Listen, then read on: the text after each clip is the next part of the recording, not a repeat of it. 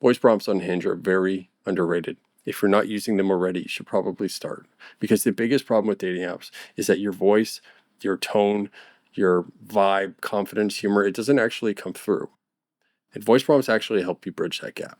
So I'm going to share 5 examples of different types of angles you could take this, just to help give you an idea of what you can use. So let me start with the most spontaneous thing that I've done. And I've written it out just so if you're wondering why I'm staring at my screen over here. So the most spontaneous thing that I've done is get a tattoo of my last name across my upper back when I was 19.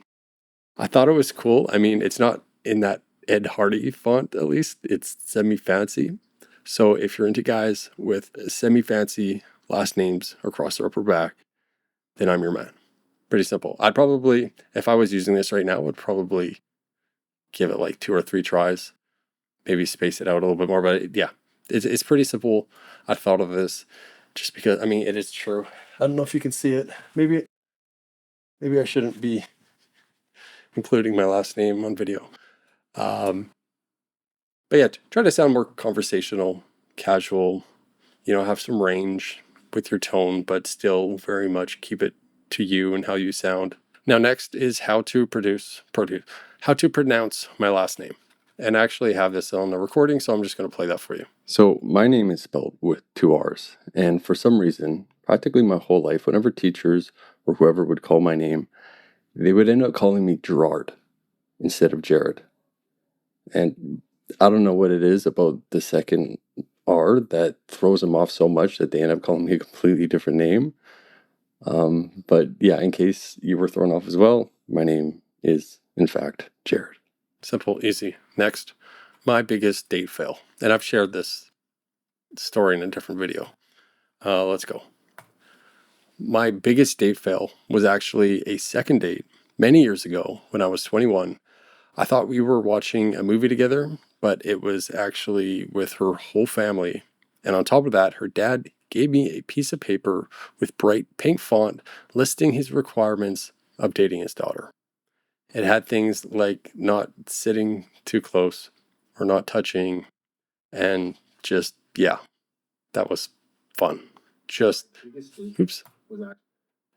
got it in time. Yeah, I like that story. That would probably be one of my favorite fonts to use. Voice prompts. I don't know why I said fonts. And I just realized I don't think I even wrote 5 out. I think I've got like 1 more after that. I don't know. Whatever. This is how my videos are made. Don't hate me let's do it. Don't hate me if I eat way faster than you. And also that I always have a water bottle around, because hydrating is super important. You gotta hydrate. It's the best thing for energy. And if you're not doing it, then I don't know what you're doing with your life. Easy. That was kind of passive aggressive, but it's not too bad. Now, here's another example I hype myself up by. And I'll just kind of go through my thought process. So I think like, okay, I hype myself up by what, what hypes me up. And I think, okay, a couple songs come to mind. Prompt. Oh my God, I cannot talk today. Strobe by Deadmau5 and Knights of Sidonia by Muse. Those are just very banger hype songs. Jacks me up a bit. So then it's like, okay, how can I weave that into a story? Do I have any like memories to tie to that? And, I remember working out in the gym like many times with Strobe going, and that would be like a perfect example. So here it is. I don't know what it is, but Strobe by Deadmau5 just gets me super hyped. Like if it's playing in my headphones at the gym, no matter what, I'll just somehow get an extra 10 reps in. It doesn't matter if it was like my previous max before. I just desensitize it. It just jacks me up. And I hope it never loses its magic, because it's a really good hype up song. That's decent. I actually didn't even really write that down.